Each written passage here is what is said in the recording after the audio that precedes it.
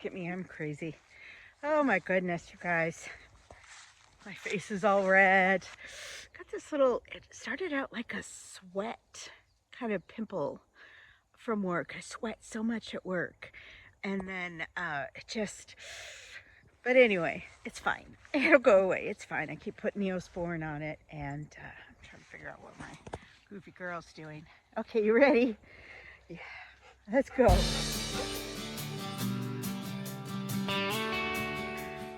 Whew, all right, well, it is Monday, Memorial Day. I did work an 8-hour shift, and I wanted to talk a little bit more, right here, you guys, about what's been going on with me in this crazy life I'm living right now. And I know that though I have not heard from my family or friends, and won't, there's only a couple people that I can truly know and count on that, you know, watch my videos and will know my truths. And that's kind of what this video, or not this video, but this vlog is more about, is my truths. I am in a season of life where I am healing from a lot of childhood trauma, as I've talked about in the past, and just learning to embrace each day, trusting in Jesus, giving it all for the glory of God. I want to get a little pin and see if I get in trouble for wearing it at work. Hopefully not, but I want to get a little pin that says, all for the glory of God. And I've been watching some videos lately, and you know, I've talked about, probably not in a while, but Stephen Furtick, pastor of Elevation Church, he's so inspirational, and I kind of came across some videos. Now I don't know, I might share some little shorts, but I don't know if it's the church putting these out or somebody else pirating them, but regardless, they've been really helpful to me. And one of them is talking about, well, there's several that I've been watching, but the one that's really touching me right now, look at the sun shining, it's a beautiful day, is, you know, I've spent a lot of my years asking God, what is my purpose? What is my purpose? Why am I here? Why did you put me into the family you put me in? That, you know, and just years and years of just feeling unnecessary, unwanted, rejected. And I'm still living that right now, you guys, and I'm kind of ashamed to admit it, but I am. I have a relationship that every time I think I'm making the right decisions and things are going the right way that they should, I get rejected from this person. And he doesn't even realize he's doing it. He's just so oblivious to how hurtful he is to me. And that's fine. You know, again, I don't know sometimes where I'm supposed to be in life. And if anybody else is like that, just turn to God and just really listen. I mean, I spend so much time wondering about what somebody thinks of me, or how this is going to turn out, and what's going to happen. And the truth is, if you make a commitment to Jesus and you just say, I am going to do everything I can to the glory of God, and be at work, and some days, most days, this new journey I'm on, this new job that I've chosen, or that God led me to, maybe, is, see what I love the pond. You're a silly girl. It's hard, but it's also good. And that's what I wanted to share today. I was sitting at lunch today and thinking about all the good things about this job, because when I reveal to you, and some of you already probably have figured it out, but when I reveal to you where I'm working, I know that though there are people that I love and care about and I cherish them and their opinion, they're going to have a negative one of me. And they're going to think, I don't know, that I've lost my mind, that I'm wasting my talents, or just poor Kathy. Poor Kathy. What? It's just come to this. And I say, let them be that way. But here's the truth. I decided, after a year of trying to get a career going again in communications, which I'd had for 30 years in a variety of jobs, mostly with the state, but also in private. And I decided, you know what? I can't get a job in that. Nobody wants to hire me. The competition is so great. And, you know, there's a lot of young people out there, and communications have changed so much, and so many reasons why. You know, I've been away from it for a while, focusing on my business. I love my business. I love the idea of my business and what it does, but the reality is it doesn't support me. You know, it doesn't.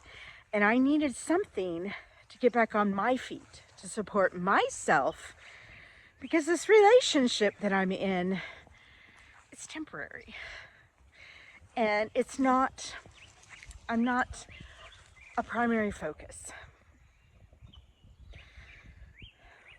And I'll give you an example. There's been many, but today is one. It's Memorial Day. Now this person, yesterday, we spent, after I got home from work, around 3:30,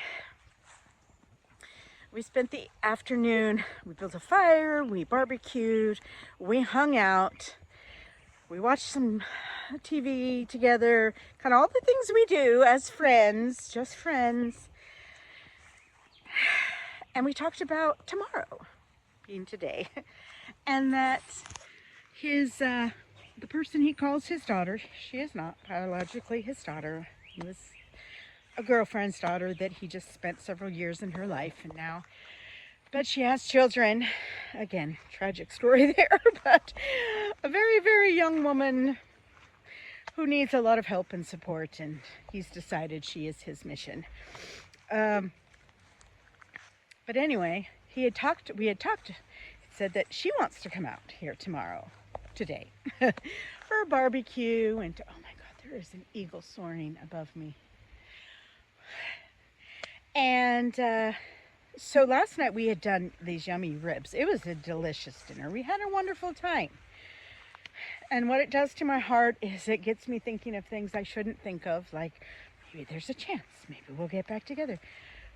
But we won't, because he is not in love with me. And every time we have these moments, my heart pitter-patters. I get, you know, the feelings and the hopes and the thinks. And then he goes, and we had talked about today was going to be another barbecue. She was going to come over. We were going to do all of these things. And this may still happen. However, I got home at 3:30. He wasn't here. I took a little nap. That's why I'm all rosy. Rested my feet. Now I'm out letting the dogs run and do their walk. God bless them. They're so sweet. And he is nowhere to be found. Hasn't called to tell me if that's still on. I mean, he even to the point of pre-cooked burgers last night. And I said I would pick up some buns, some tomatoes and onions and lettuce, so we could have just really yummy burgers, and you know, we have some potato salad and watermelon left over from last night. Fun, right? Yeah, nothing. Not a single word, not a, hey, I'm doing this, we'll be home around this time, whatever. No, nothing. You guys, I am such a fool. And I will say to any woman that keeps this hanging on business, it's foolish. Very foolish. But God is good, and he's helping me focus.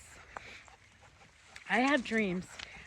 And let me just say that also, this beautiful property I'm walking on right now, I had a plan, and I talked to him about it, and again, he was all in, and he wants to do it, and he's going to buy this property, and we're going to do all of these great ideas I have. But he's never around, and he never, like, it's not like he wants to do the work. He just wants the end product. And I'm just like, you know, a mom or a caretaker or whatever.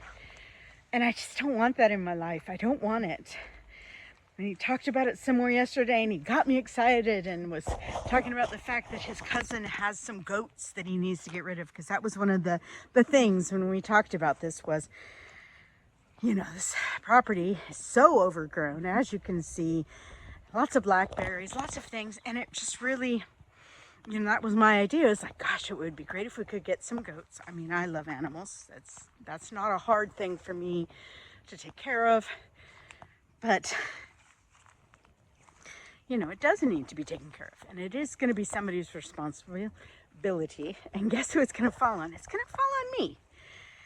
And I just have to wake up and realize that I'm going to be responsible for everything.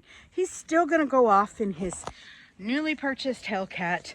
He's still going to, you know, put her as a priority over me or our business together. Okay. All these ideas we've had. Hold on a second. Hold on a second. Hi, Mimi. Hi, good girl. Oh, here comes brother. Hi, guys. Oh, goodness. It's so hard. It's so hard to be home all alone all day in the yard. Is it?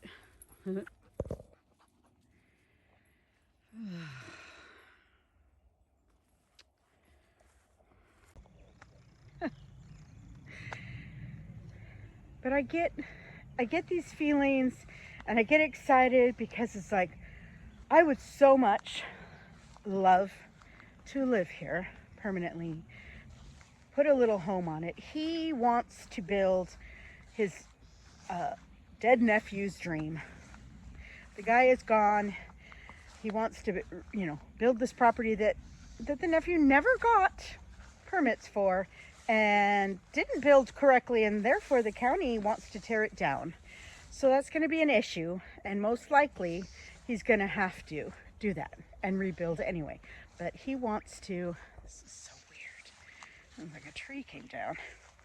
But that's what he wants to do. And of course, you know, I had talked about turning that particular structure into a barn, utilizing it for, you know, the animals and all these ideas that I want.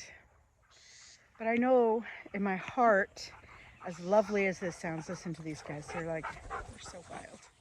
What are you guys doing? That it's going to all fall on me. It's going to be all my work. It's going to be all my effort.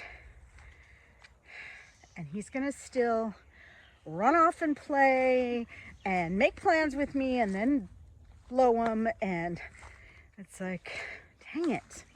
Dang it, Kathy. You know? And that's part of the healing that I'm doing. If there's anybody else out there that's also doing this healing, you know, it's like, stop living for something or someone that isn't fruitful, that is only hurtful, and start living for God's intentions for your plan, for your life. And that's, so that's what I'm going to do. And again, he puts me in this wobbly, waffling back and forth. One day I'm like, as soon as I get enough money, I'm going to get the heck out of here. And to, well, you know, this could really work out. And who knows, maybe it'll be something, you know. No. He keeps doing this and hurting me. And he'll apologize. It's like I'm in an abusive, narcissistic relationship with my ex-boyfriend, who has very clearly told me that I'm a great person, that I am beautiful, and that I am just great, and he really thinks that I deserve a great man. But he can't fall in love with me. Oh, but here I am.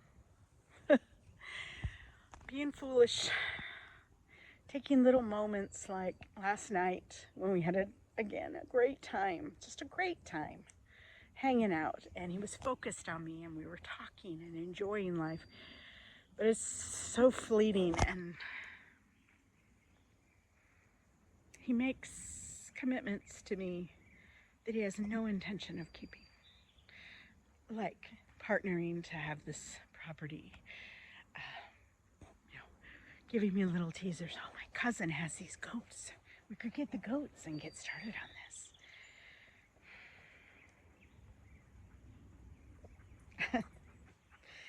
Guys, I'm at a loss sometimes for what to do. And I want to get back to focusing on my business. So I'm going to talk a little bit about my job. And again, if you've seen any of my Instagrams, or I might have posted something on YouTube, a short, I think. But after not being able to get a communications position, a high level, good paying, I started applying for, I'm really organized and could really be good at an administrative assistant position. Something that I could do well, but, not have the responsibility that, a higher level position would have. That would be good. I'm kind of in a season of my life where I'm in the last few years of really, working a job. And I had lots of interviews that always felt good, but never got hired. And I don't know, is that God saying, Kathy, this is not where I want you? Or is it just me not making a good impression? I don't know. I felt good about them. So finally I'm like, I'm just gonna apply for retail positions. I mean, geez, why not? And I swear to you, it was a couple weeks ago, or no, about a month ago. I was kind of having one of my days where I just stepped in mud and now it's on between my toes. I was having a day where I was just feeling down, feeling sorry for myself, questioning, everything about life. Why am I here? God, what is my purpose? All that kind of stuff. And I was talking to James and I was telling him how frustrating it is that nobody wants to hire me. Nobody knows me. And I had applied for a job at a retail store. And I was like, and even they don't want me because I hadn't heard from them. But that very week, a couple days later, I did hear from them. And I did go for an interview. And I did get hired.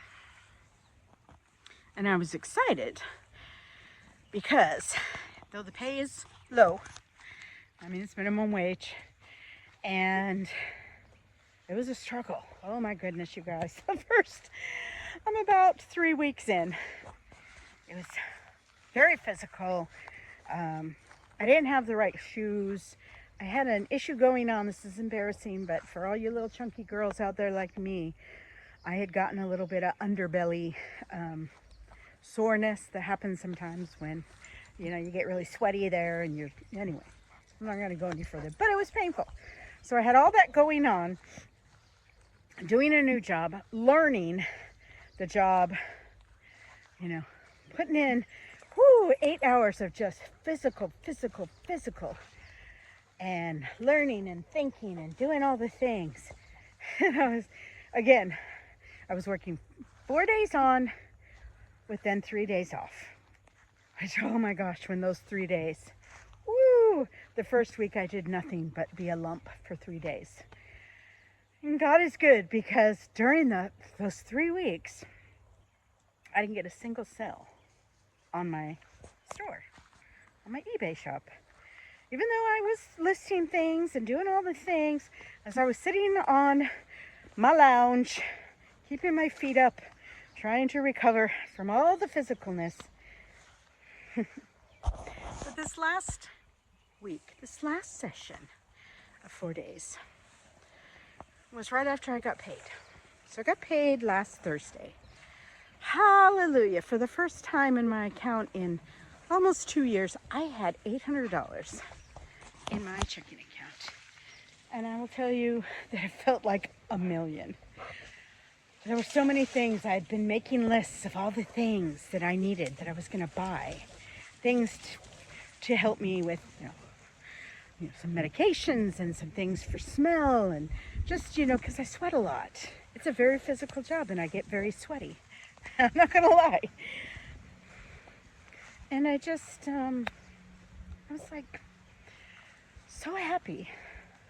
So happy I was able to buy a little bit higher dog food, quality dog food, to add to what I make for the dogs, because I want it to kind of be a 50-50 thing of homemade, and I want to make sure they're getting all the nutrients. I have to tell you too, this is kind of embarrassing, but anyone who knows me knows I love my dogs. They are my life. But those 3 weeks, I was so broke. I actually had to borrow money from James for gas. I was cooking anything I could find. So there was times when these dogs were eating macaroni and cheese and a cup of soup. And I was adding whatever meat I could find, mostly chicken. But they survived. They were loving it. It was all good. I mean, one time I had to add some popcorn just to make enough for them. So having that money, it was like a step up, I made it. I'm stepping up in the world. And all from a minimum wage job, but I work 32 hours. So I work 4 days on, from 6 a.m. to 3 p.m. And then I get 3 days off, which is Tuesday, Wednesday, Thursday. And on those days, I clean not only my home, my car, clean out my car, but I also clean for James. Like on the second kind of session, 2 weeks in, I did laundry. Laundry, that big, massive, yucky. I pulled my back and was so sore for that next session of work, from hauling around his big bags of heavy jeans from, his work and stuff. And then also having to haul water from the neighbors, all those jugs. I was figuring right now I'm hauling 15 jugs of water, 15 gallons. Plus, that particular week, and that also exasperated my back, I have 2 5-gallon things for my water thing. And since dirt broke, nothing, I filled those and hauled those 5 gallons one at a time, obviously, over there, just so we could have water, so I could clean, so I could do all these things.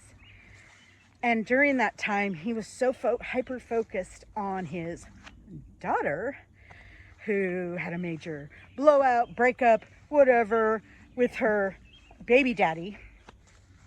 And then they just kind of got into this groove where, again, he became very inconsistent about if he was here, if he was coming home. And like I've said, and if you're watching for the first time, gasp as I tell you this, that again, when I came back a year ago, the agreement was, as long as I was here and not working, that he would pay for everything, which by everything, he pays $500 rent, about $300 in power, about $100 in our phone bill. We have a shared one, and about $100 in internet. And then he also buys food, which again, he buys what he likes, and I cook it when he comes home from work. And that was a rhythm we had gotten into, and we had really gotten into just enjoying each other's company in the evenings. At least I was. I don't know. I think he was just enjoying being able to work all day, 8 or 10-hour days, and come home and have food ready and just be able to kick off. And I mean, what a fool. I am a fool. And I keep allowing myself to be fooled by someone that doesn't deserve it. He doesn't deserve my love, my attention, my care. Oh, I got some. Let's turn around this way. You guys, I'm so tired. I'm so tired of living that life, to the point of I have no interest in dating, finding a guy. I mean, if God has someone for me, he'll come at the perfect timing. I can totally rely on that. But in the meantime, it's like, I'm not going out of my way. I'm not trying to meet anyone. I'm not trying to make things happen, you know. But I have some things that I want to accomplish. And I can accomplish them here on this property with this person. So, this video is already way too long of me just chatting on. So I'll save it for another one. But on my next video, I'm going to talk strictly about my job, why I chose it, and why I believe in this season of my life, this season where I'm really trying to heal and forgive all those people that hurt me, rejected me. And there's a lot, you guys. But I'm going to talk about why I chose that job and why it's been good for me. So thank you so much for watching. If you like this, please hit the thumbs up button. And I will see you on the next episode of Curating Life. Keep looking.